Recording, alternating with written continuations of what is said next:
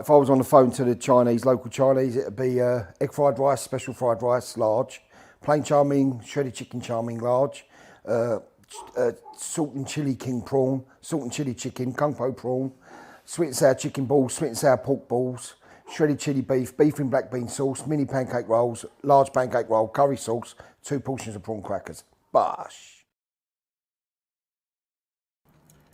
Bosh, indeed. Righty ho, we have a Tuesday night special for you all. I hope you are very, very well. I forgot to take my antidepressants, actually. It is what it is. Right.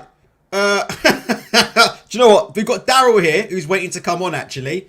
One of my brothers from another mother. My slightly darker brother from another mother. Daryl will be on here in literally 10 seconds. In fact, you know what? Let's just bring him in right now and do this right now. No introductions needed. We all know DAZN is a long-time friend of the channel and is soon to become a partner. You know, only getting 10% equity, but you know what they say, innit? 10% of something, Daryl, is better than 10% of nothing, especially if you're Alexander Usyk. Okay, right. DAZN, what do you want to start with? I've titled this hook, "Are we seeing the end of Anthony Joshua?" Just before we get cracking with what you want to talk about and all your points, DAZN, do you mind if we just start with this one, Daz? Just so I don't get done for clickbait. On a scale of 1 to 10, Daz, how much would you say that this fight is a must-win out of 10? And then we'll go through whatever you want to talk about, and we'll go through it in your order on your time, DAZN. Well, first off, thanks for inviting me on the show. Must win. If 1 is retired tomorrow and 10 is all good, regardless, I'd say it's probably a 4, because people say that Franklin beat Dillian White. Some people say that, he edged him. So really, then, if he would lose to Franklin, you're talking about a guy losing to a guy who's probably top 15-ish in the world. So yeah, you might give him a slide on that one, and then yeah, I'd give it probably a 4. Okay. DAZN, there's lots of different things we can talk about during this fight. What would you like to talk about first? What was there anything you like that's on your mind that you like to get off your chest before we? Yeah, I'd say about the training camp. So I think it's been pretty interesting, like seeing some of the clips of AJ training. There's been stuff with him chopping wood with an axe in sliders. So I've been enjoying watching some of that. Your health and safety out there in Texas, boy, I'm telling you. Absolutely. Yeah, chopping wood in sliders, and it's like a decent camp. So I've seen they've had Jamie Shakiva out in camp. I saw Chris Congo was out there as well. Did you see Angel Fernandez? Is he still around? I'm trying to figure out, Daryl. I haven't really been keeping an eye on this camp. Fernandez did down there, no man. I didn't see any other trainers. Angel Fernandez is he's banned. He's in Exodus from camp, man. I'll tell you what. So this looks like the first time in Anthony Joshua's career, right? Where he could be going into a fight with actually one fucking trainer. Like, literally, could be going in with one trainer. Although, I have to tell you, DAZN, Derek Chisora has turned up, in London for this fight. And we know Chisora acts as a sort of an assistant coach. He'll be shouting all kinds of garbage ringside. But what do you think needs to change in AJ's camp from his last camp that he had against Usyk, or the previous camps that he had? What kind of things do you think you'll be looking to change? What kind of things do you think that you should be looking to do, DAZN? I think it's really just he's got all the raw ingredients there. I think when you've come from a certain style originally in his career, early on when he was much more aggressive and then that tight high guard, it's always easy to go back to what you know. So while recently, he's been trying a lot of different styles. I think Derek James will want to try and bring back some of that rawness and then just polish it up. A lot of Derek James's fight is fight out of a kind of sort of. I'm not a conventional guard, but I'm going to say a hands high, tight guard, hands high around the temples, and then coming forward, got guys like Spence, and I think one of the Charlie brothers trains with Derek James as well. So I think you'll definitely see AJ with that high guard again. I don't think we'll see him bouncing around on the outside as much. I think we'll looking to see him holding his position more in the ring, and maybe being more of the aggressor and coming forward, stepping to Franklin, especially for Franklin being significantly smaller. I think Derek James will want to try and bring out some more of that in him. But I always think it takes a long time, a couple of fights to really let a trainer start embedding some of that technique. So I think if we want insight into what AJ has got to come, we'll hear more of that in between rounds. So in between rounds, when Derek James giving him the instructions about what he wants him to do and what shots he wants to throw and how he wants to be in the ring, that will give us more insight into what we can see that they've been working on in the gym and what's to come down the road. Do you think that, obviously, we've spoken a bit about Anthony Joshua and certain things he does wrong, and we've talked in the past about, maybe telegraphing. We've talked about sort of what happens when he's at distance. People have also talked about what happens when he gets in versus shorter opponents, etc., etc. Do you think that, how much of it is just that Anthony Joshua may just need to be a dog again? We had a comment there talking about harder sparring and things like that. Do you think that Anthony Joshua started off as a pit bull, and slowly but surely, right, that pit bull's been bred out of him a bit? Do you think he's a bit less of a dog than what he was when he was in the O2 Arena knocking over the likes of them Backtovs out there and all them Kevin Johnsons? Do you think, as he became a little bit, do you think he's almost become a little bit too refined, Dazza, if you know what I mean? I don't know AJ, but listening to him, I think he's quite I'm going to use the word mindful person. Yes. He likes to consider all different types of opinions and consider different perspectives, and then use that information he's just got to form his own opinion. And I think if you're quite a mindful person as a fighter, if you're somebody that likes to take in a lot of information, it's easy for you to end up getting stuck in between decision making, or get stuck trying to implement two different things at the same time. And I think that's why you tend to find that a lot of elite level fighters, whilst they have a high level ring IQ, they're quite dogged in terms of their belief in how they should fight. And they have, a couple of ways that they believe they should fight and stick to it, rather than try and chop and change so much. And I think that's one of the bad things about being too mindful. You absorb too much in, and you end up changing who you are and what you do. Yeah, you do have to factor in sort of a level of opposition as well. I agree with that, Yo King. What was I going to say about... I was going to say something else. I mean, do you think that he has it in him? I'm not a fighter, so I don't know what it is, but talk me through, he's been in there, he's been hurt. The all of invincibility's been gone there for a little bit there, Daryl, right? He's almost sort of starting from scratch in terms of building that aura of invincibility back up again and convincing other opponents that he's still, do you know what I mean? The absolutely brutal sort of Anthony Joshua of before type deal. If he gets hit and if he gets hurt in this fight, do you think he still has it in him to be able to fight through it? Do you think he has it in him to not be able to throw the towel? I don't think he's ever done that, but do you think he has? Do you think that at some point in his career, right? Because I think we're getting to the last point of his career, right? At some point in his career, he's going to be involved in a fight where he's going to have to bite on his gum shield and put his chin out to dry, right? Now, he didn't do that against Usyk, to be fair. Every time Usyk really hurt him, you can see he went into a shell, innit? You can see he went into a shell, right? And he had some good moments in both fights, right? Particularly the second fight.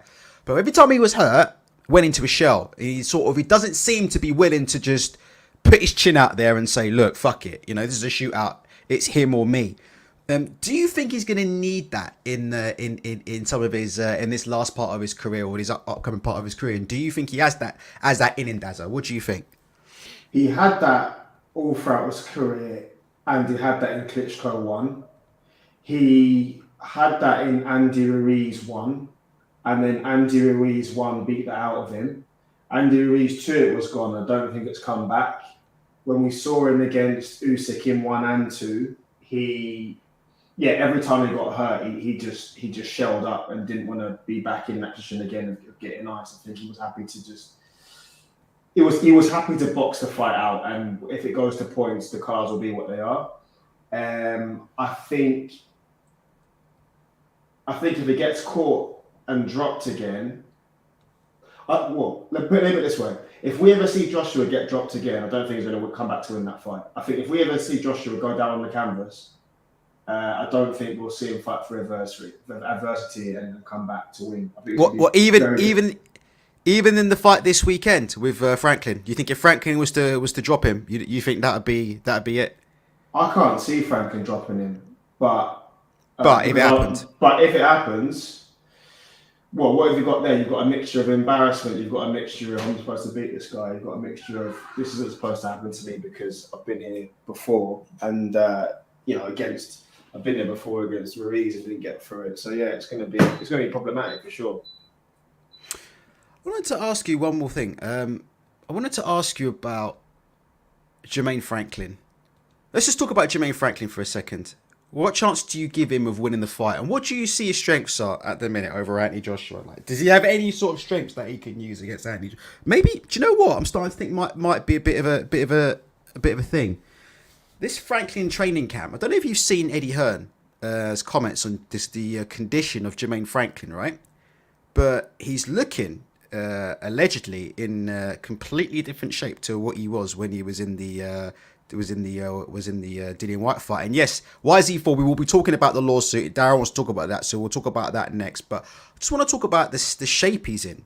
Because Eddie Hearn's made some very, very interesting comments about all of a sudden Jermaine Franklin has a six-pack. Never had a six-pack before, but literally all of a sudden, and that's what Eddie Hearn said, by the way. Now, to me, right, I could be wrong. I take that as Eddie Hearn sort of dog whistling that Jermaine Franklin may be on some kind of performance enhancers. I'm not saying that's my opinion. Okay, I'm just saying that I think it's very, very, I think Eddie Hearn did that for a reason. You know, speaking about his physique, going at length to say, look, he was quite chubby in the fight against Dillian Whyte. Now all of a sudden he's walking around with a six pack, he's this and that. So we do seem to be getting, right, in terms of physical appearance at least, we do seem like we're probably going to be getting a career best Jermaine Franklin. He's been kind of active in a way as well, because his fight with Dillian Whyte, he literally went straight into training, and then he's fought Anthony Joshua. So do you think he has any attributes over Anthony Joshua at all? Because I think that fitness, Anthony Joshua looks quite big and bulky to me at the minute, and I'm starting to think, like I said before, maybe if Franklin can get out of the first four, and he's not taking too much. What happens if it goes late? I don't know. Just let me. Any thoughts on that, Dazza? Sorry for rambling on. Two things. First one, Franklin did the 12 rounds with Dillian Whyte before, and he didn't really look like he was in too much danger of gassing out, to be fair. So I don't think he had a massive stamina and fitness problem in the first one. On the second point about how it's going to go if it goes late, I think if we're talking just boxing skills, do I think that AJ has better long distance boxing skills than Franklin? Yeah, I'd say so. So yeah. I would say that Franklin's going to find it very difficult to get in on Joshua over 12 rounds without getting busted up, basically. So yeah, I think he will struggle.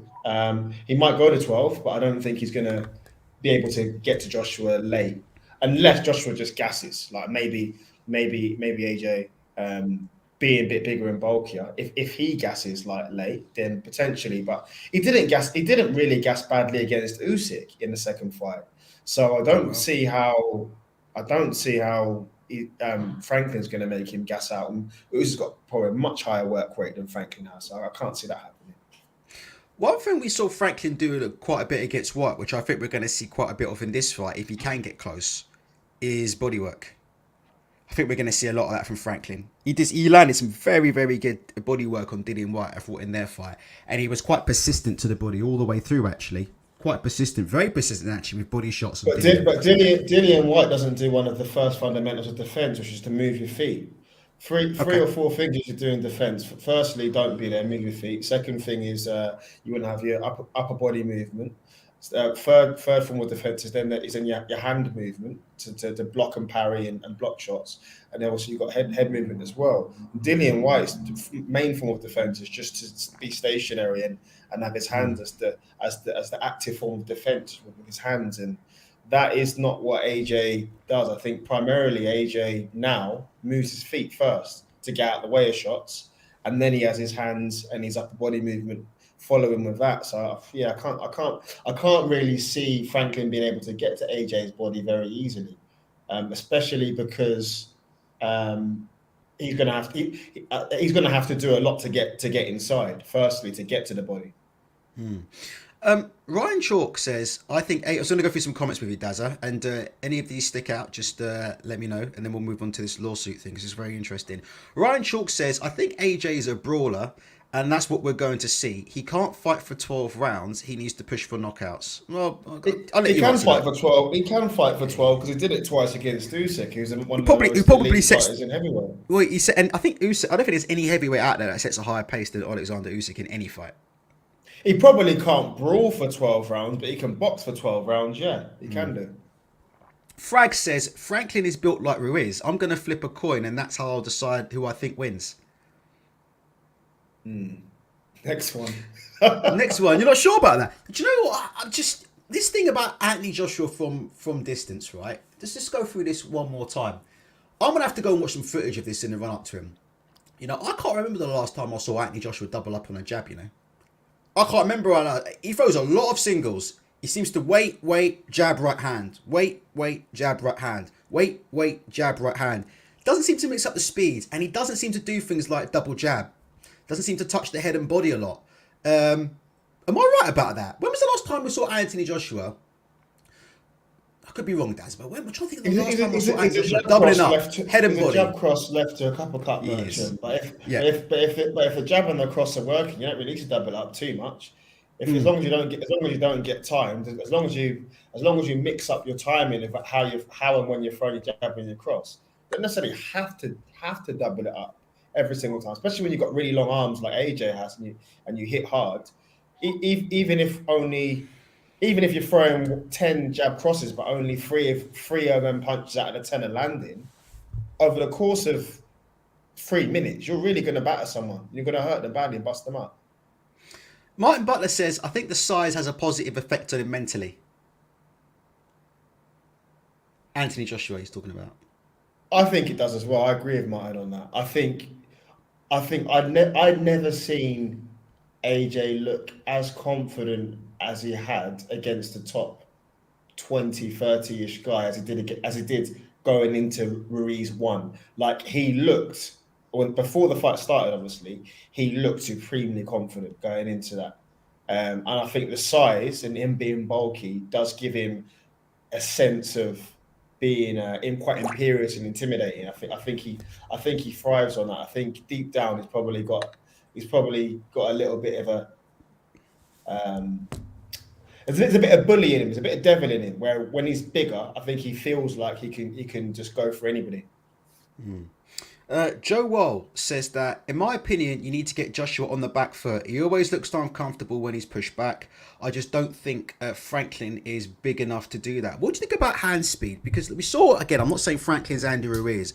When we saw Andy Ruiz, right, just sit in the pocket with Anthony Joshua, particularly in the first fight, and beat him to the punch time after time after time after time.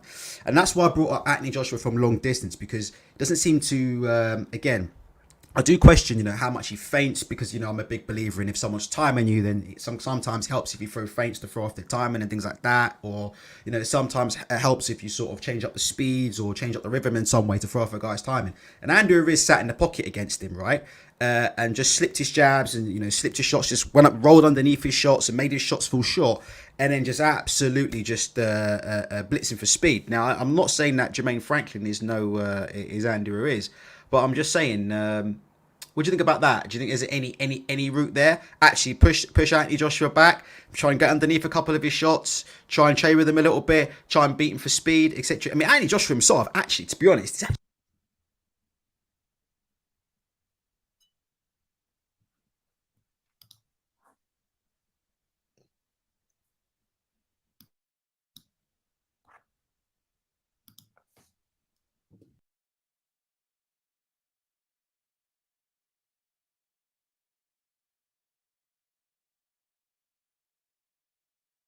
oh, it was me who was muted. It was me. Dazza, it was me. Sorry, I muted myself. Sorry. Oh, okay. I was asking you something, and do you know what it is? It's this stupid mic. I touched it. Sorry. I'm Yeah, going to no, move this way. I know where you picked up. I'll just pick up from there. So I Pick up was from there. actually watching some highlights of White versus Franklin, and where Franklin had a lot of success is because White moved into mid to short distance. So what was happening was White would come in with a jab from long distance, and then Franklin would block the jab, but only Right. just block it, just cover up. And Yeah. then after it was blocked, Franklin would let White walk himself in. So White was throwing a jab, it was blocked, and he thought, oh, nothing's come back. I'll just step in then. And he would step into mid to short distance, and then White would start to throw uppercuts and hooks and get a little bit carried away. And then after blocking or absorbing some of those shots, Franklin would then return with his own hand speed and with in that short distance with his own shots and spin Dillian White sometimes up against the ropes. And that's why the fight was topsy-turvy and going backwards and forwards. But what I did notice a lot was that the majority of the fight, it was Franklin allowing White to get close and to get into that short to mid distance and to get into that hooking range so that Franklin could then work. But I think Yeah. AJ will work more from a long to mid distance rather than coming in short to mid. So that way he is going to maintain a lot more of his natural advantages where it pertains to size and length. I think just keep it long. Keep on never jab across. Let's talk about this lawsuit, right, from Jermaine Franklin, because I actually thought when I first heard this story, I thought there was going to be a pullout, to be honest. But it seems like there's going to be no pullout, and they're going to find a way to resolve this in court after this fight is done. But it does make you wonder about the mindset of Franklin. I have to say though, Daryl, he is in absolutely tremendous shape. It appears that he's going to come in the best shape of his life. So that would indicate that this shouldn't be too much of a problem. But then again, like I said before, this is supposed to be the biggest payday of his life, and he doesn't quite know how much of a payday that he is going to get. I'll just for 5 seconds summarize it, and then I'll let you run with it, Daryl. Just for those of you who don't know, Jermaine Franklin has filed a lawsuit against Salita Promotions. And basically, the crux of the lawsuit is the following. According to the contract that Jermaine Franklin signed, because Dimitri Salita is not promoting, co-promoting, or XYZ in this fight is basically matchroom, okay? It's got really, not much to do with Dimitri Salita. Dimitri Salita is Jermaine Franklin's promoter, but allegedly the only thing he's done is sign off on the fight. So Dimitri Salita is given his fighter, who he promotes, permission to fight on a matchroom show, and that's it. But it's co-promoted by Matchroom. So it's promoted by Matchroom. It's not co-promoted by Salita. And Salita hasn't really had anything to do with the fight. And yet he wants to claim, right, the same cut from Jermaine Franklin that he would have claimed if he co-promoted or promoted or did whatever. So it's a very, very, very dodgy situation, Daryl. I take it you're a bit little. You've read the story and you're quite familiar. Yeah, with it. What do you think about it? See, my opinion is this. So some of the smaller level promoters, well, actually, let's start from the top. So any promoter that puts money into one of their fighters needs to recoup on that investment. So, for example, let's say, for instance, I had a fighter, and over the first 10 of his fights, I put about 10 grand worth of promotion. Let's just make up a number, 10 grand worth of promotion into every one of his first 10 fights. So I'm 100 grand down probably right now. And then in his 11th fight, he gets an opportunity for me to put him on someone else's show. So let's say I can put him on Eddie Hearn's show, and Eddie Hearn's paying him $500,000 for example.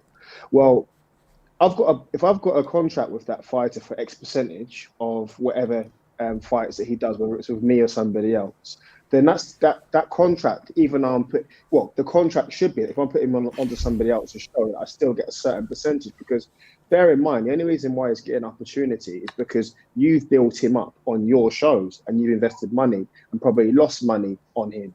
So it's a situation where you're going to lose money at the beginning promoting a fight until they get to a certain level to where you can start recouping some of those funds. Now, like for example, to bring it back to a boxing example recently, we've seen it with Lawrence Coley, right? So Eddie Hearn saying, he put money into, Buatsi. He put money into Buatsi, and he ended up upside down in terms of he lost money on Buatsi because Buatsi didn't take the 1.5 million fight with with Bivol, which obviously Hearn would have got a cut on. He chose to leave at that point because his contract was up. So Hearn overall, over the lifespan of promoting Brats, because he's not a big ticket seller, would have lost money. So it's my belief that if you put a fighter on another person's show, you're still entitled to some percentage. Now it depends on what's in the contract. I've not seen the contract, so I don't know. But usually, regardless of whether they're fighting on your show or someone else's, the promoter still will get a cut. Well, I'll give you another example. When Conor McGregor left the UFC to box against Floyd Mayweather, Dana White took a percentage of Conor McGregor's purse to fight Mayweather. Why? Because Dana White is Conor McGregor's promoter, and regardless of whose show he fights on, he's entitled to a certain percentage, which they can then agree on. So, do you know what I mean? It doesn't mean that just because he's not fighting on your show called DAZN show, that you don't get any money. That's not how it works. So, if the contract's done correctly, then Salita should win that lawsuit. If he's done a contract badly, then he's a fool and he's going to get exposed in court. So that's my take on it. That's very, very, very, very good insight. The only thing I would say that I noticed, and I don't know what you feel about this, did you see the part in the suit where Franklin's saying that the only reason why he got the opportunity with Dillian Whyte was actually through his management team. Apparently he'd signed some kind of agreement with an independent management team. So he had a management team then, and Salita was his promoter.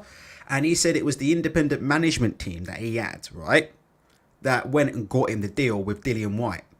And that went and got him the deal for... And I think he's alleged in this suit as well that what's also happened is, I think it was something for Dillian Whyte, but I think he said that this independent management company went and did a deal, right, with Matchroom for the Dillian Whyte fight and actually got him more money than what he would have got under Dimitri Salita. However, Dimitri Salita wouldn't sign off for it. And said that, look, you have to sign it under my terms or no terms. So basically, I think what happened here was, and I could be wrong, but the allegation from Jermaine Franklin is basically the following. He's assuming that Dimitri Salita went to Matchroom and tried to do a deal with a Dillian Whyte fight, right? He then went back to Jermaine Franklin and only offered him XYZ money, all right? Jermaine Franklin's used his independent management company, right? And has found out that he might be possibly be getting screwed because that independent management company has spoke to Matchroom, spoke to White's people, and they've said, oh, no, we can give you this XYZ. And I think they said in this article as well, he was going to get quite a bit of the money in advance for his training camp as well. So he could have made more money doing the deal with the independent company. But Salita wouldn't allow him to do that because obviously Salita wanted his cut. So I don't know if you heard that bit of it. I don't know if that mitigates any of that. Probably doesn't. But do you have any thoughts on that before we move on? So to summarise, are you saying that Matchroom offered Franklin a certain amount via his manager Salita, and Salita told Franklin the amount was less so he could keep more of it? Is that what you're trying to say? I do think that's what I do. I'm just going to quickly look. You keep talking. I'm just going to quickly look for it because I just want to think. But I believe, that is what is being intimated in the suit. Yes. Well, if in a hypothetical situation, the person putting on the show tells the manager that they're getting 100, and then the manager tells the fighter that they're getting 50 and keeps the difference, which is the issue that most boxers end up having with their management and disagreements over, generally speaking, then in that scenario we've seen that many times before, and that's pretty shady. But we don't actually know if obviously that's the case, but Because usually the money goes into the manager's account after the fight, and the manager pays the fighter. Right. Just before we go, I'm just gonna clarify, just so you know, I'm not telling stories. It says in this article, it says after the disappointment subsided, and this is after the White fight. He didn't get the White fight the first time, and it went to Otto Warland, and then White pulled out. Okay. Franklin went on to search for a co-manager and signed an agreement with an independent company. They reportedly used their contacts to renegotiate terms with White over a blockbuster bout. According to the lawsuit, they were able to confirm a professional fight with a greater amount than originally proposed by Salita. The deal is also said to have included a sizable training camp advance. However, the lawsuit states that Salita would not agree to the fight unless his terms were met. According to the lawsuit, Franklin was told he could either sign the Salita bout agreement as it was or risk forfeiting a boxing match that could change the trajectory of his career. That's it. But are we so we're talking about something that happened just prior to the Dillian White fight then? I believe there's multiple things that he's not happy with the because I think, yes, it's multiple things. It's the contract, it's the fairness of the contract. If the short answer to that is yes, if it happened just before White, then Franklin's not very bright then, because now he's taken a fight with Joshua where potentially he could get the short end of the stick again. So 2 times in a row, he gets short end of the stick. So rather than resolve the issue and before fighting, he's decided to take another fight under the same conditions as the previous fight where he got screwed over on, hypothetically. How does that make any sense? I think what he's trying to do in this case is take the fight and get the fight done because he doesn't want to miss out on the opportunity, and then try and get a decision in court. He won't be getting a decision by the British judges, so he's trying to get a decision in court afterwards. And I think that's what it is, Dazza. But he's probably gone down something is better than nothing road. I don't blame him, to be fair. Yeah, absolutely. Dazza, let's talk about predictions. What you think's going to happen? What you think lies in AJ's future, etc., etc. First and foremost, run me through how you think this fight's going to go with Franklin. What kind of Anthony Joshua are we gonna see? Are we going to see improvements? Are we going to be saying after this, AJ's back? You know, this is a guy that could potentially beat Fury. This is a guy that could potentially still win a world title. What are we expecting to see from AJ on Saturday night? And what do you think the reception will be? What do you think the reception of his performance will be? I think we're going to see an AJ that's a bit more on the front foot and a little bit more assertive. I think some of the habits from previous fights might still be there in terms of when the other guy's showing a bit of aggression or coming forward, AJ tries to get on the back foot and circle off a little bit and then wait till he can regain centre of ring and then try and assert himself again. I'll be honest with you, I'm not massively excited for the fight because I think if we're honest and we rank Franklin against some of AJ's previous opponents, he's probably not even in the top 10. To be fair, he might scrape 10 or 8 in terms of like quality of opposition where AJ's faced. Look,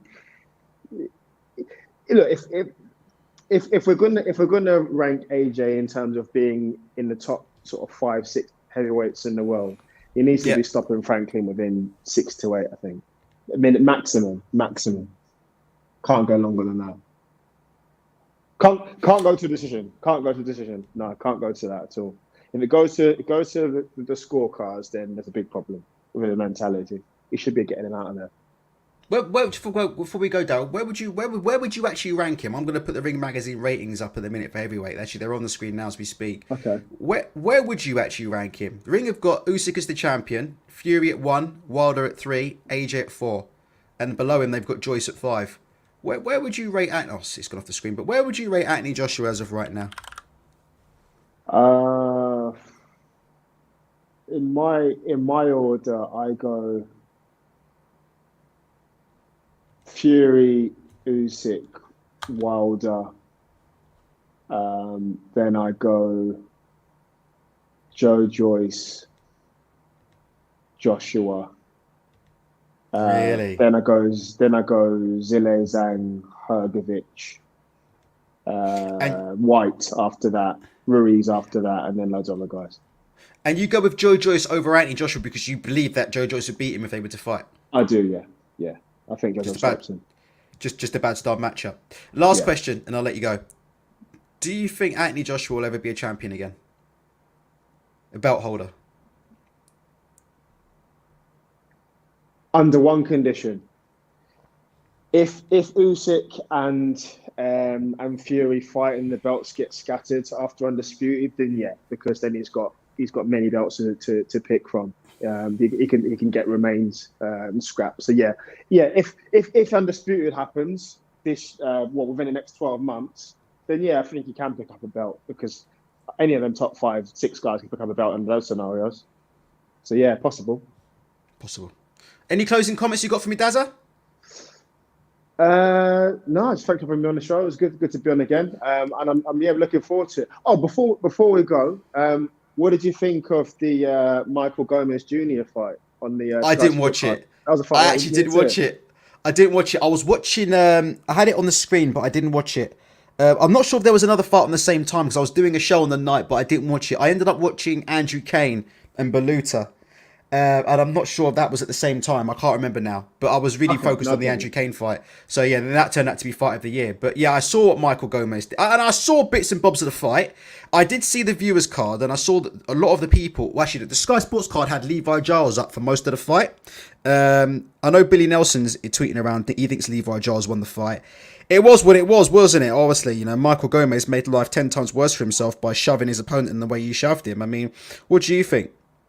It was an area level fight for an English title, which is quite funny actually.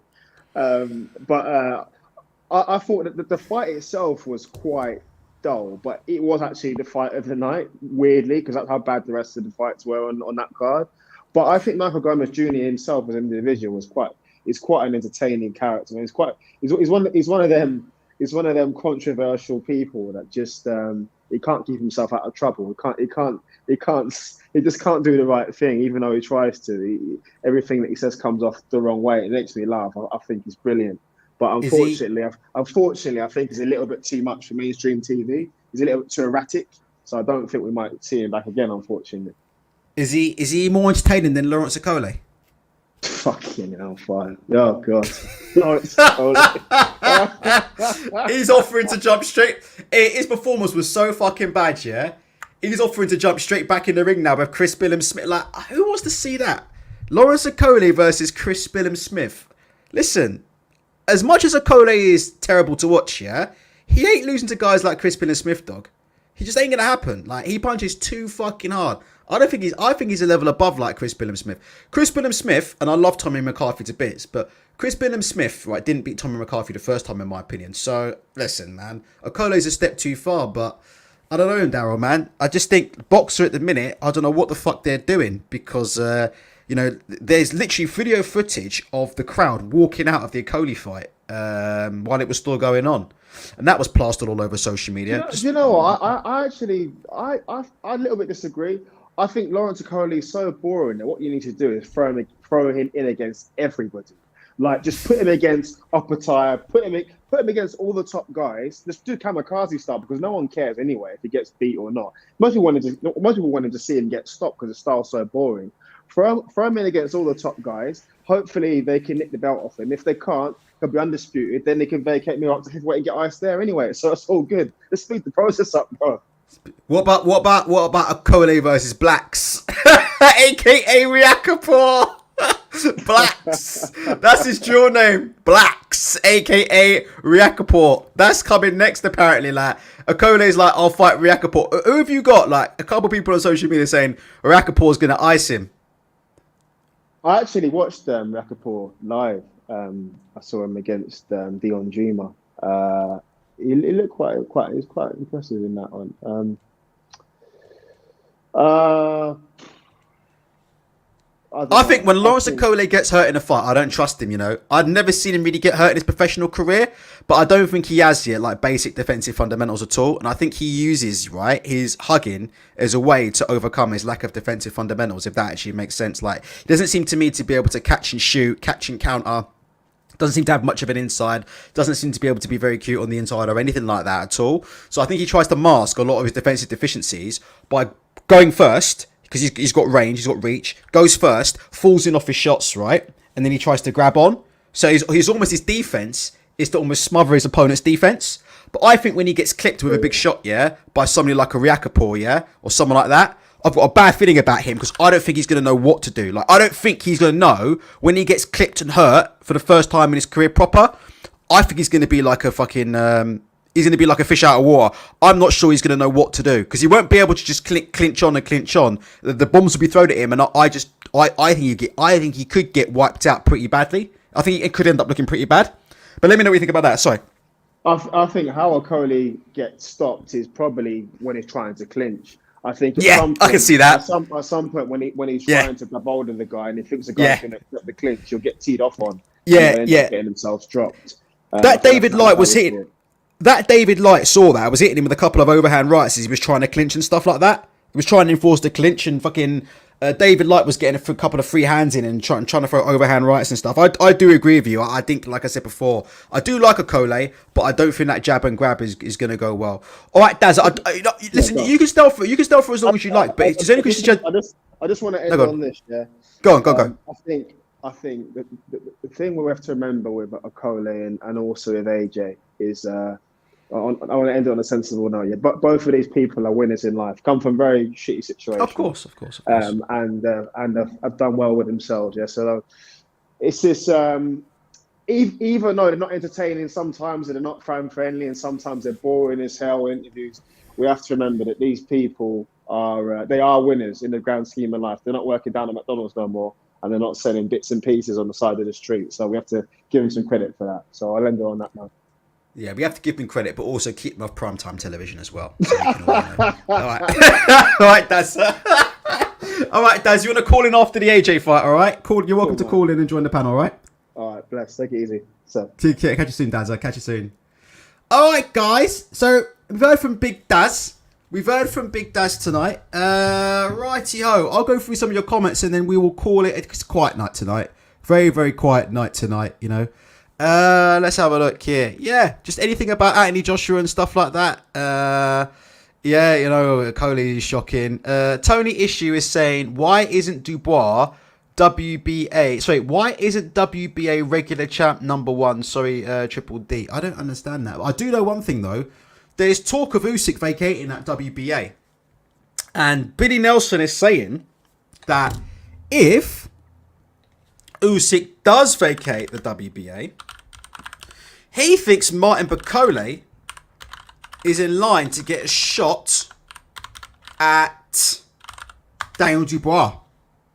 So that's what Billy Nelson is saying all over Twitter. He's saying that if Usyk doesn't fight Dubois and gives up his title, that Dubois will end up having to fight. Oh, he's there. Look, number 2, the next highest rated opponent, which is Martin Bakole. Now, I'm still hoping that the WBA, because we know the WBA are, I was going to say, they're a very interesting organisation, particularly with their rankings. WBA, if you're listening, you've still got a week or so to get Bakole out of these rankings. WBA, Gilberto Mendoza, probably on a Virgin train somewhere. Crossing the northeast with Eddie Hearn. If you want to, everyone know where Gilberto Mendoza is. He's always with Eddie Hearn, first class on Virgin trains.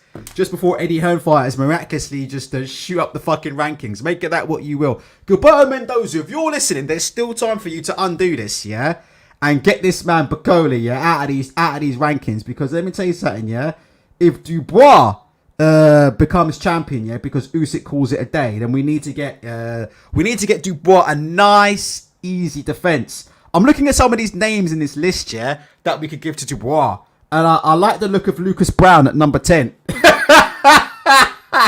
I'm liking the looks of Lucas Brown. I'm liking the looks of Fabio Wardley.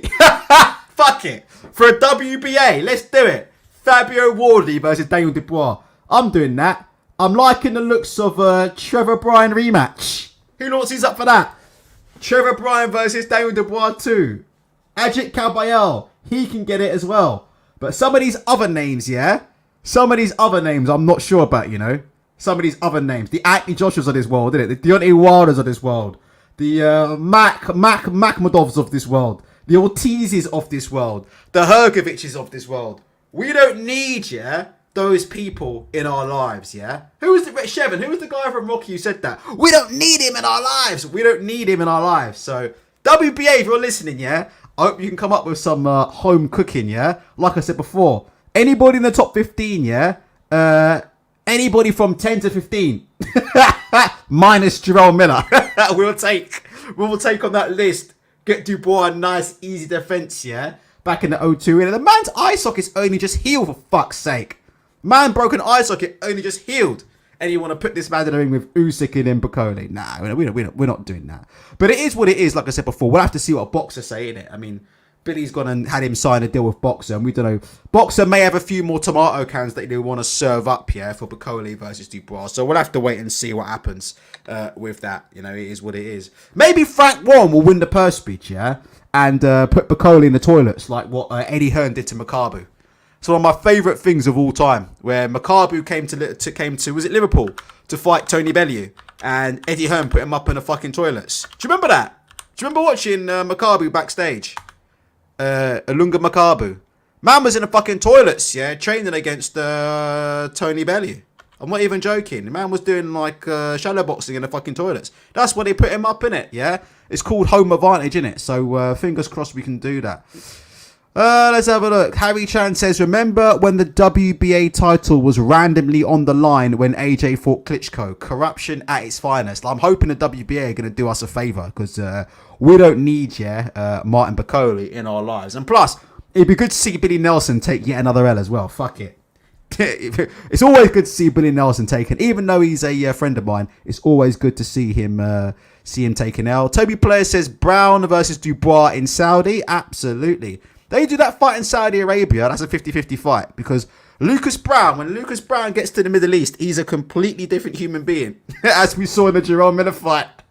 All of that punch resistance that we haven't seen from Lucas Brown, in the last 10, 15 years, all of a sudden, Lucas Brown walking around that ring against Jerome Miller like he's made out of titanium. I couldn't believe what I was fucking seeing, from Lucas Brown. The man basically turned into Magneto from X-Men. He became indestructible overnight, innit? It's a man who was getting taken out in a round by body shots from Dave Allen. Walks up here against Jerome Miller and just takes, do you know what I mean? Unlimited shots, innit? Like, he was taking unlimited shots. Lucas Brown, innit? I always make the same joke, but he ended up looking like Jack 2 from Tekken, innit? Just taking unlimited punishment, innit? I couldn't believe what I was seeing. So, it is what it is. I'm looking forward to seeing how Manuel Char looks like in a Lucas Brown, indestructible, mate. Looking indestructible, mate. Do you know what I mean?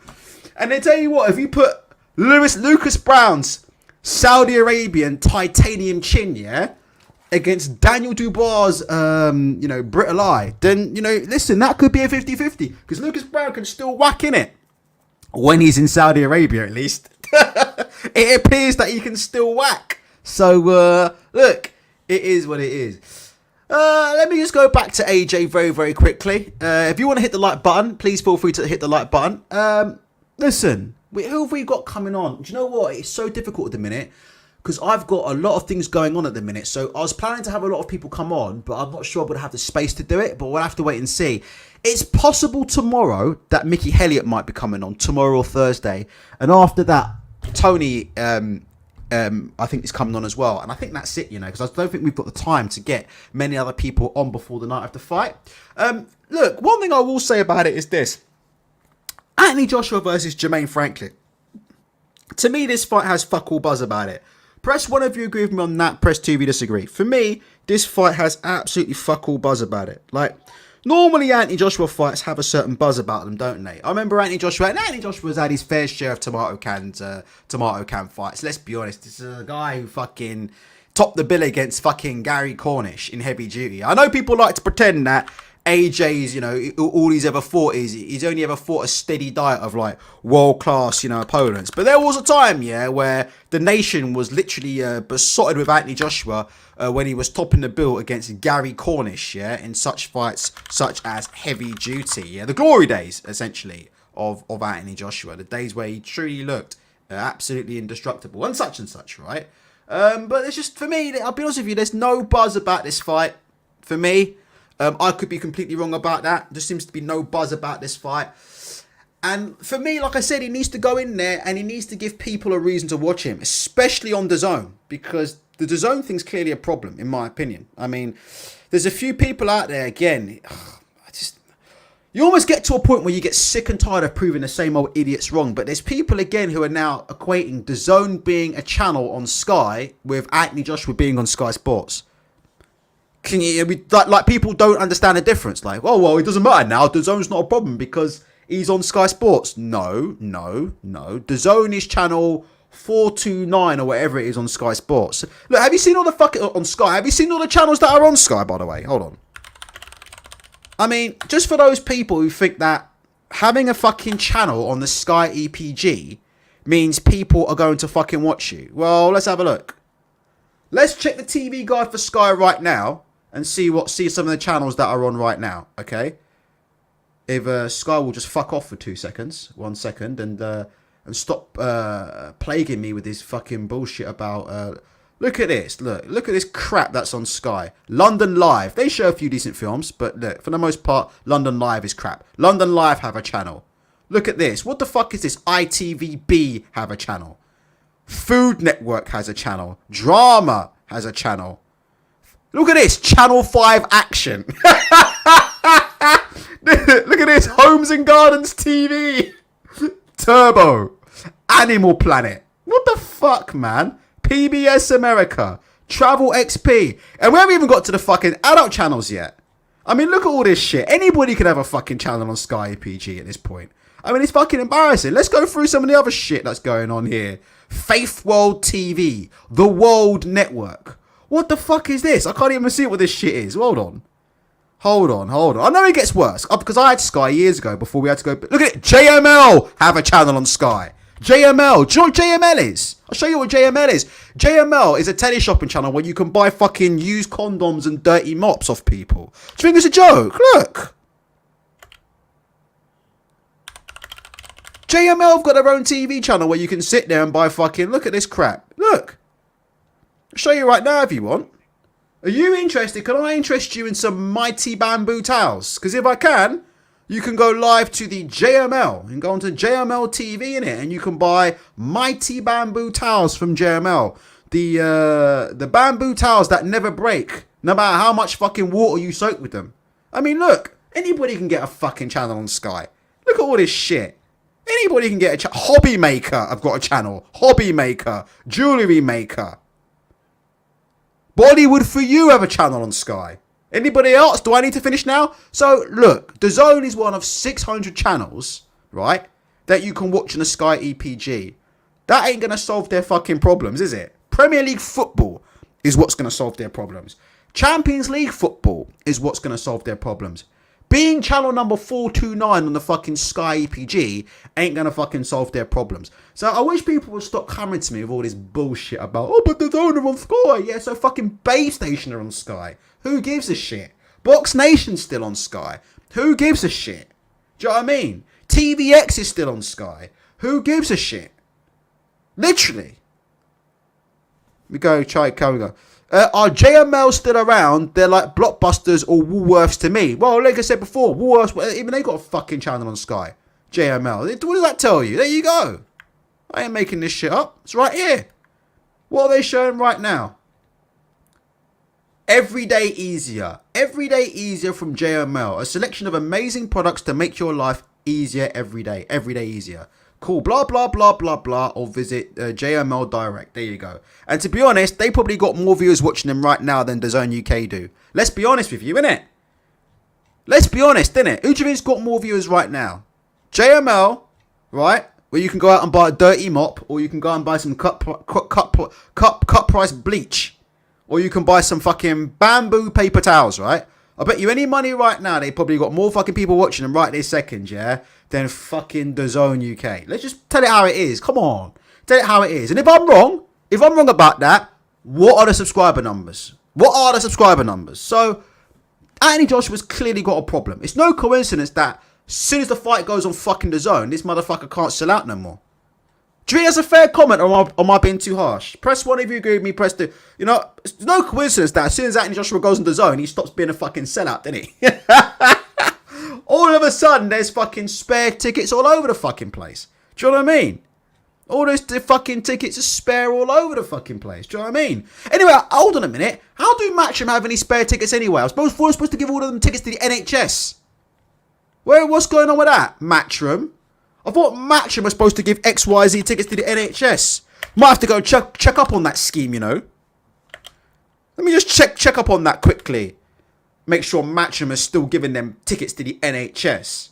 Do you remember that? Who remembers that little gimmick they did during COVID? As a big thank you to our workers, we will be giving away, what was it, 200 free tickets, innit, to the NHS. Yeah, I wonder what's going on with that, innit? So I have to check and make sure that's still going on. I might have to check that with my people. But yeah, for Anthony Joshua, isn't it? I mean, I don't know what to say about the fight, you know. Do you know what? The closer the fight gets, the more I'm starting to think, yeah, that this might not be a foregone conclusion, you know. That's just my honest opinion. Like, I'm going to go Anthony Joshua by knockout inside 4 rounds because I just think he's on such a different level to Dillian White. So I'm going to go Anthony Joshua inside 5 rounds by knockout. But, yeah, at the same time, I'm going to be honest with you, you know. Jermaine Franklin, allegedly, is looking in some shape. I mean, you've got Eddie Hearn on there asking question marks about how he got his six-pack, innit? Which I think's quite a big thing, innit? Like, Jermaine Franklin looks like he's lost a noticeable amount of weight. Like, he looks like he's lost a noticeable amount of weight since his fight with Dillian White. I mean, it does look like he's made, yeah, some form of transformation, right? And he already showed that he had some kind of gas tank the first time against Dillian anyway. So, yeah, maybe Tony's right. What do you think? Maybe Tony's right. Maybe fucking Franklin is live in this fight. Maybe he's live. I think we'll get Tony on. I think Tony thinks that Franklin's got quick hands and Franklin's combination punching from up close might give AJ a problem. I'm looking to see if Franklin starts throwing to AJ's body. I'm looking to see what happens, you know. I'm looking to see what happens. I'm interested to see if Franklin can get up close and throw those same shots. He threw a lot of left hooks to Dillian's body. And I think he really put a dent in Dillian's body in that fight. He threw a lot of good body shots in that fight. Constantly targeting the body. And I wonder if he can land them same shots as Anthony Joshua. And I wonder what might happen. Because I tell you one thing. Even though I rate Anthony Joshua and I rate him as a world-class fighter, and I do think he can be a belt holder again, there's something about this guy where I do think if he does get hit and hurt in a fight, I don't think he'll put his chin out on the line. And I could be wrong about that, but I don't think so. I think if he gets hit and hurt in a fight, he's going to go back into his shell. I just don't trust him anymore. That's just my opinion on Anthony Joshua. I could be wrong. Hopefully he proves me wrong. But when he gets tough, I don't trust him. I don't trust him. I don't think he trusts himself. And it's sad to say that, but I don't think he trusts himself when it gets tough. Honestly. I don't think he trusts himself. I think he's a little bit too safety first, and I think he has anxiety, and I think he overthinks going into the ring. He overthinks. And I'll tell you one thing, when he gets in that ring with Franklin, yeah, that's another thing that people aren't thinking about. In all of his recent fights, he has shown, yeah, that, you know, he overthinks. In all of his fights. I still think, do you think it's a coincidence that Chisora did better, arguably, against Usyk than he did? Do you think that's a coincidence? I don't think that's a coincidence. I think there's something in that. I think there's something in the fact that because Chisora is so crude, yeah? Because Derek Chisora is so fucking crude and so fucking obvious, and you know what Derek Chisora is going to do. Derek Chisora is not going to, you know, overthink it. He's not going to come in with any secrets. He's going to go in, he's going to swing the overhand right, he's going to swing the left hook, he's going to roll and throw, and that's it. And he's going to do it for 12 rounds or until you knock him out, right?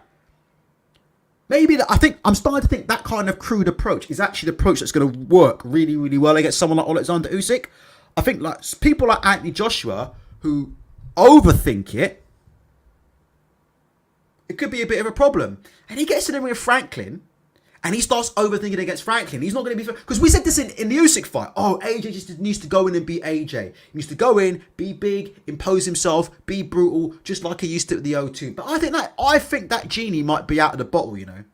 I think that genie might be out of the bottle.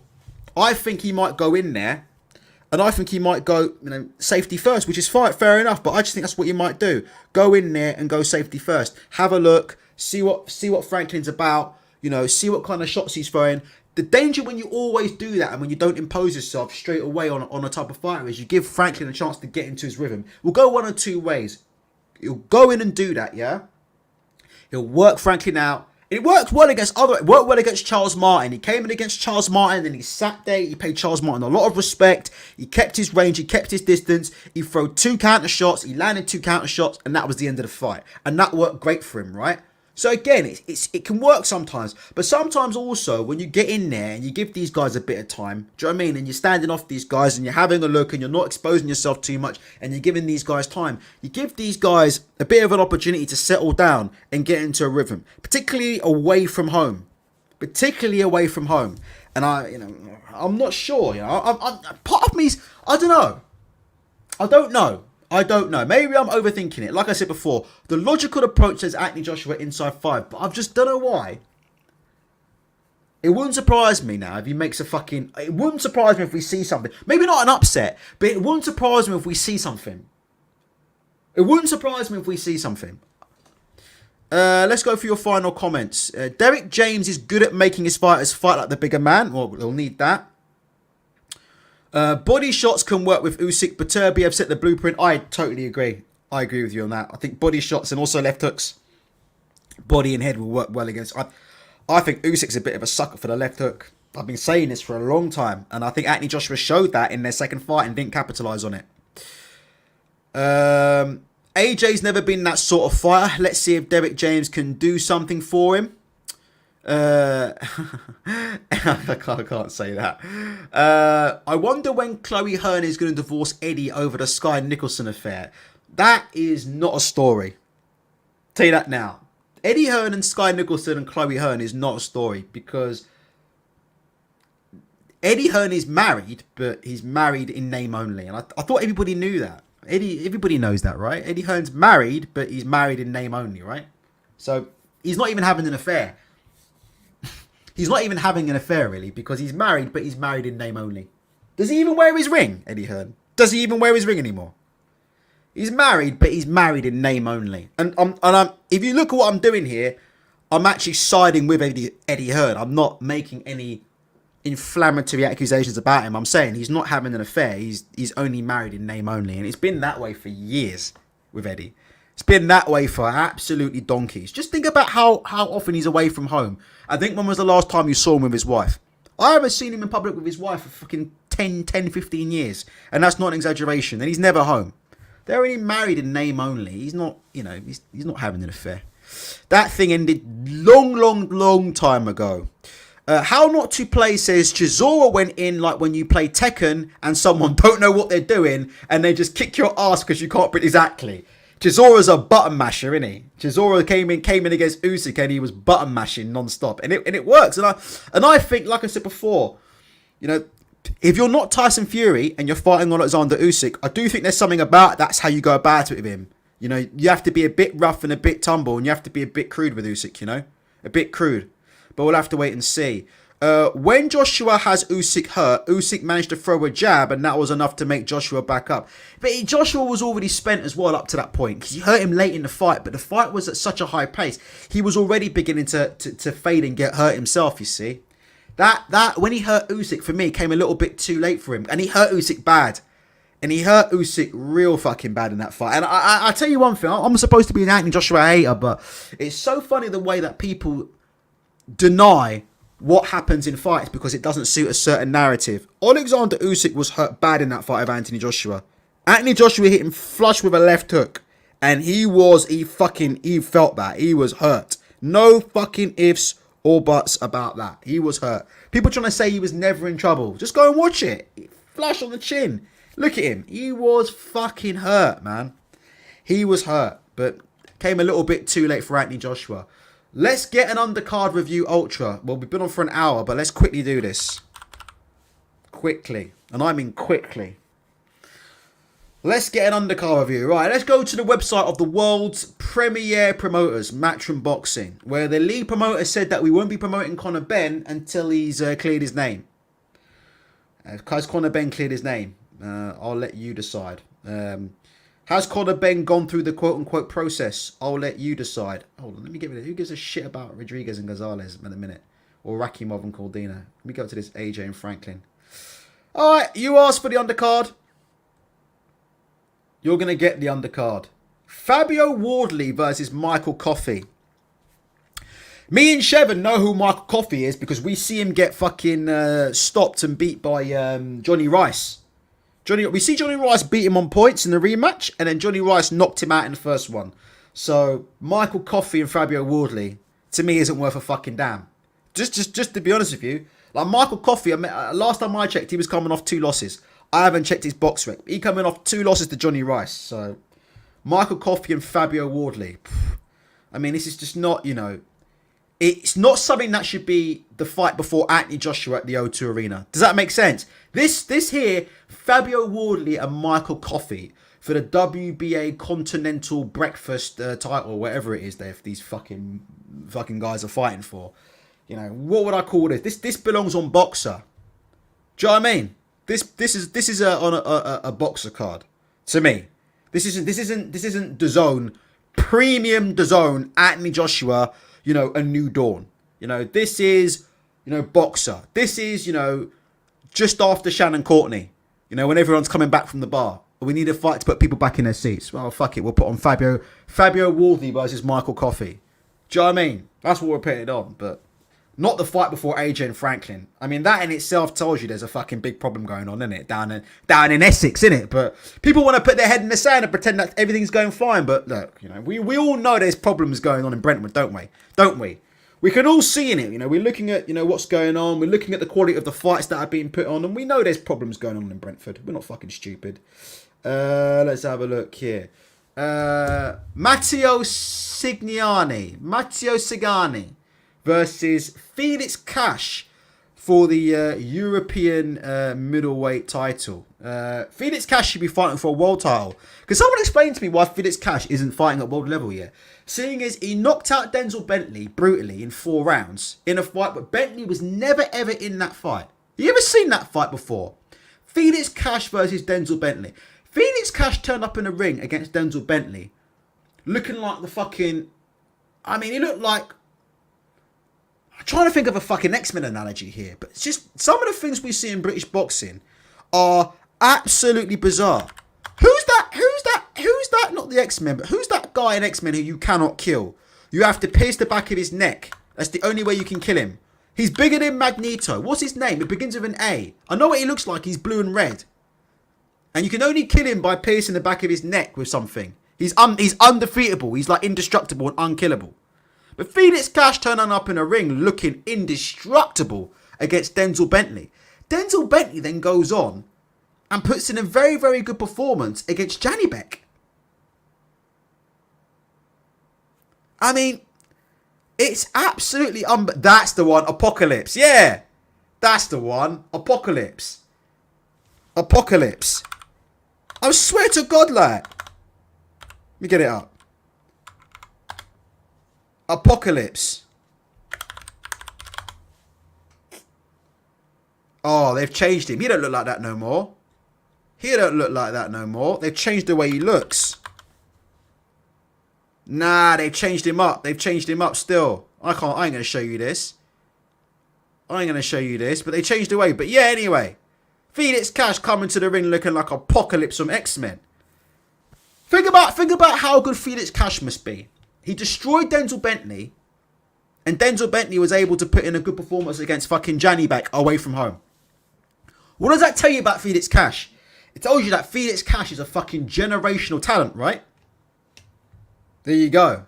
Tells us that Felix Cash is a fucking generational fucking talent, doesn't it? So what's he doing on undercards against fucking Matteo Signiani?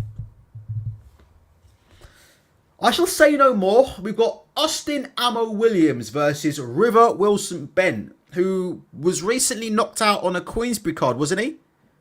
By Hamza Shiraz? Is that correct? River Wilson Ben? Was he knocked out by Hamza Shiraz or somebody? Hamza Shiraz, was it? On a Queensbury card last time around? Now in the ring with Austin Williams. Campbell Hatton, Tony's favourite boxer, is in the ring with Lewis Fielding. 110, lost 7. Campbell Hatton will never be a star. Press 1 if you agree with me, press 2 if you disagree. Matchroom just might as well cut the call with this guy. He's not going to be a star. He doesn't have it. He's not a world champion. Enough. Do you know what I mean? With this guy? Unless he gets about at a Conor Ben and starts just destroying everybody.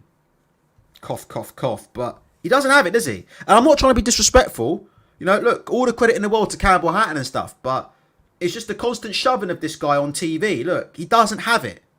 He does not have it. He's not his dad. He doesn't have it. His dad, in his prime, went in the ring with the greatest fighter of his generation. And they both went at it in their peaks in a fight that did something like 1 million pay-per-view buys at fucking 4 in the morning UK time. That fight did something like 1 million pay-per-view buys at 4 in the morning UK time. That's how big that fight was in this country. That fight was fucking huge, mate. Hatton versus Mayweather. Both undefeated. His father went in against the pound for pound number 1 in his prime. Away from home in Vegas. Please. Cowboy Hatton is not Ricky Hatton. Enough. But if you want to see him, he'll be fighting Lewis Fielding. John Hedges, who I'm not going to slag off because he's a mate of trained by Mark Tibbs, will be fighting Daniel Bochansky. And then who the fuck is this? Jürgen Ulidas will be fighting Benoit Hubert. As long as it's not Chris Benoit, then that's great. Peter Caridou will be fighting Alain Loriol. Ziad Alamouf will be fighting Georgi Velikov. And Jordan Flynn, who Toby Players knows, will be fighting Kane Baker. So it is what it is. It is what it is. It is what it is. I mean, this card, what would you give this card out of 10? And I don't really care about undercards, really. I've always cared about main events, right? I don't really care about undercards. I really care about main events. But it was the Matchroom lot, innit, who used to make undercards a thing, innit? Oh, what about the undercard? I mean, who gives a... What if the undercard is shit? What if the undercard is good, but the main event is shit? Does that become worth your money? Does that become worth the money? I mean, I don't know where this undercard shit came from. I got the undercard, but this undercard is pure shite. Would you agree with me on that? This undercard is pure shite. Pure shite. Fabio Wally versus Michael Coffey. Fucking hell, I think I'm going to need a coffee to start up and watch that fucking shit. I mean, look, it is what it is. I'll skip all this shit and just watch the main event. I ain't going to watch. You think I'm going to waste my time watching Fabio Wally versus Michael Coffey? I love boxing, but I don't love boxing that much. To be honest with you. I love boxing, but... I love actually boxing, but I don't love watching boxing so much that I would stop what I'm doing, yeah, to watch Fabio Wardley and Michael Coffey. Just not going to do it. I'm not going to do it. Do you know why? Because time is money. Ammo is a good fighter. He is a good fighter. LD Phoenix says, off topic ultra, but did you ever rate BJS? I used to love that dude, but he's one of them things where I used to love Billy Joe Saunders, but he's not a nice person. I'm sorry, I'm just going to say it and say it the way it is. He's not a nice person. He's not a pleasant person. You know? Do you think, like, if I saw some of these fighters, I'd be walking up to them going, oh, a lot of these fighters aren't pleasant people. And personally, I wouldn't give them the time of day. Coaches, managers, the same, you know? Wouldn't give him the time of day. Genuinely. Dean White is somebody that I would give the time of day. I've always liked Dean White. I think Dean White's a solid individual. If I saw Dean White walking down the street, I'd walk up to Dean White and I said, you know what, I've given you a lot of flack, but you know what, you're alright, you know. Dean White's someone that if I saw out on the street, I'd walk up to and shake his hand. I've got time for. But a lot of these guys are just not nice people. Billy Joe Saunders is just not nice. I don't care what anybody says about him. He's just not nice. You know, he's not a nice person. The jokes he makes, the stuff he says, you know, he's just, you know. And can I be honest with you? I'm glad he's out of the sport, to be honest. And that sounds brutal, but I'm just going to be honest with you. I'm glad he's out of the sport. Listen, when Daniel Dubois, 22-year-old young boy, yeah, nearly had his career ended by Joe Joyce, and Billy Joe Saunders fucking rocked up, yeah, on IFL TV and told everybody, listen, brother, get carried out the ring. Press 1 if you remember that. 22-year-old Daniel Dubois, who never hurt anybody in his whole life, yeah? He never hurt anybody in his whole life, Daniel Dubois. Never said a bad word about anybody in his life. I think other than Joe Joyce's mum, and that's between them two. But Daniel Dubois never hurt anybody. And this guy, Saunders, was all up on IFL TV saying shit like, no, you never quit, brother. You never quit. Get carried out the ring. And then look what he did against Canelo. Did he get carried out the ring? No. And then what did he do? He then shafted Mark Tibbs. Let's just be honest with you. Is that not what happened, right? Did Mark Tibbs not get absolutely shafted by this guy? I mean, fuck off. Mark Tibbs got absolutely fucking shafted by Saunders. Totally threw Mark Tibbs under the brush and started fucking letting people believe that, oh, I wanted to continue, but it was Mark Tibbs that was the one that pulled me out. And mate, you were done. You were done in that corner, mate. I watched the fight. You were done in that fight, Saunders. You were done. You were absolutely done in that fight. And you knew you were done, and you knew you didn't want to go back out again. And there's nothing wrong in that. Everybody needs to quit. You shouldn't never risk your eyesight for anything. So he was right, but Saunders trying to pretend that, you know. And you see what he did, and then Davison and all them lot were all ganging up on Mark Tibbs, and everybody was blaming Mark Tibbs. You see what happened, didn't it? Because they were all trying to save face, weren't they? About Saunders pulling out, weren't they? They were all trying to save face. So what did they do? Started telling stories about how, Billy Joe said he was all right to continue, but Mark Tibbs said blah, blah, blah, you know. Nothing to do with Mark Tibbs. Mark Tibbs knows Billy Joe Saunders. Mark Tibbs' father, Jimmy Tibbs, trained him to a world title. Mark Tibbs knows Billy Joe Saunders. Mark Tibbs has seen Billy Joe Saunders have done a fight a million times. A million times. Way before Ben Davison ever came on the scene. And I like Ben Davison. But way before Ben Davison ever came on the fucking scene, Mark Tibbs was working with Billy Joe Saunders, right? Mark Tibbs knows Billy Joe Saunders, and Mark Tibbs knew that he was not in a fit state to go out to the ring. But because Billy Joe wants to play the fucking warrior, doesn't he? Get carried out the ring, brother. Instead of just apologising, innit, to Dubois and just saying, do you know what? I've said some dumb things in the past. I'll take it back. But he just couldn't take it, could he? What do you think? It's true, innit? Making comments about other people quitting, right?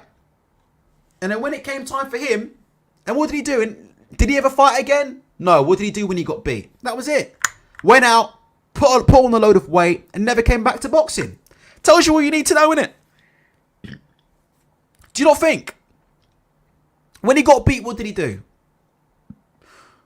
Quit boxing, put a load of weight on, and got into a shitload of trouble, allegedly, outside of boxing on the streets. And it's never been seen since in boxing, right?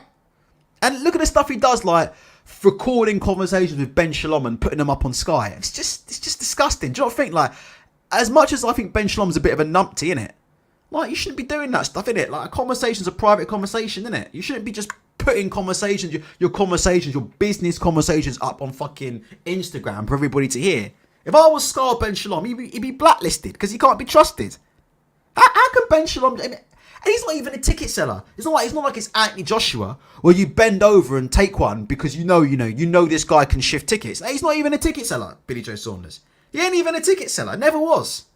He ain't even a big ticket seller. So if I'm Sky and I'm Ben Shalom and this guy's recording me and putting my personal conversations, business conversations up on Instagram, mate, I'm sacking this guy off.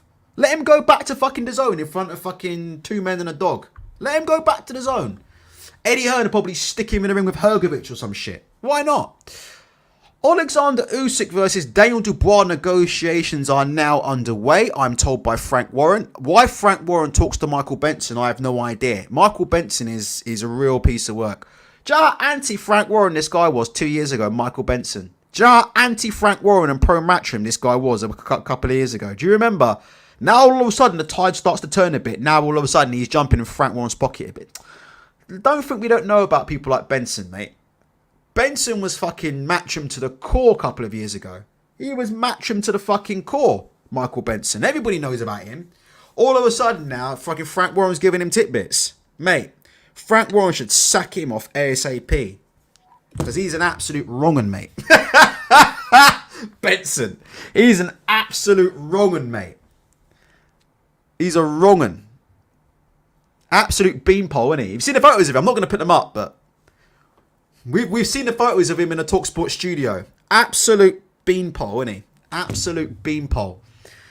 Never lifted a weight in his life. He would struggle to lift a bag. He would struggle to lift up a bag of shopping. He would, Benson. Honestly, trust me. When Tesco come and do his delivery, you know the delivery drivers have got to help him bring the shopping upstairs, innit? And I bet they hold the doors open for him as well, innit? Benson. 100%. He's the kind of guy that other men will hold open the door for him as he's walking through. Let him go through first. and he wants to start talking to you about boxing. This man couldn't lift a bag of shopping, man. This man couldn't lift a bag of shopping. He out here talking about boxing. Shut the fuck up, man. Please, shut the fuck up. You struggle to lift a 2 fucking kilogram dumbbell, man. Do yourself a favour, yeah? Go and start talking about mortgages. That's what Michael Benson needs to do. Go and start talking about mortgages, yeah? Or go and start, trying to sell old people life insurance. Because this boxing thing ain't for you, mate. This boxing thing ain't for you. Anyway, Alexander Usyk versus Daniel Dubois negotiations are now underway, I'm told by Frank Warren. They sent back medical confirmation as requested by the WBA to prove Dubois has recovered from injury and is fit to be the mandatory for Usyk's WBA, IBF and WBO heavyweight titles. I don't know what to say about this. I really don't know what to say. I don't know why people are still looking at Helen Yee, because Helen Yee had a reduction, by the way. I don't know if you guys know that about Helen Yee. She had a reduction, so I don't know why people are still like high on her, because those things don't exist anymore. Yeah, we'll have to wait and see. Usyk versus Dubois. Will Usyk vacate the belt? Interesting to see. There's rumours that this is going to happen instead. Those are the rumours. There are rumours that it's going to be Usyk and Wilder in Saudi Arabia, and that Usyk will vacate. Gareth A. Davis is the one I heard with those rumours. So we'll have to wait and see. But he thinks it will be Usyk versus Wilder in Saudi, and then Dubois will become the champion. Maybe they'll elevate Dubois, because the WBA are always making up titles, aren't they? Maybe they'll upgrade Dubois to the super. Because what did they do before in WBA? Because they got a shit ton of belts, don't they? How many champions they got? They've kept it down to 2, right? But before they had like 5 champions in it, like including Manuel Char and Frez Quendo in it, right? So maybe they'll maybe they can. Well, yeah. Well, what do you think? Well, they're already calling Dubois the WBA World. Well, no, they can't, because Usyk's going to vacate. Sorry, I'm losing my mind. Yeah, but I've heard Usyk will vacate, so I don't know. Do they have a champion in recess or something they can give to Usyk? Does that make sense what I'm saying? Yeah, that's what I'm thinking. Super champ and super duper champ. I don't know how the WBA work. They make it up as they go along. I don't know if they've got a champion in recess or if there's something they can do for Usyk if he chooses not to fight Dubois. But some people think that you may see Usyk and Wilder next. Yeah, Toby's right. Even Joe Fournier had a WBA international title. They did. He did. Joe Fournier did have a WBA. Yeah, there you go. So, yeah, at the minute, it looks like we're getting Dubois and Usyk, but it is what it is. Guys, take care of yourselves and each other.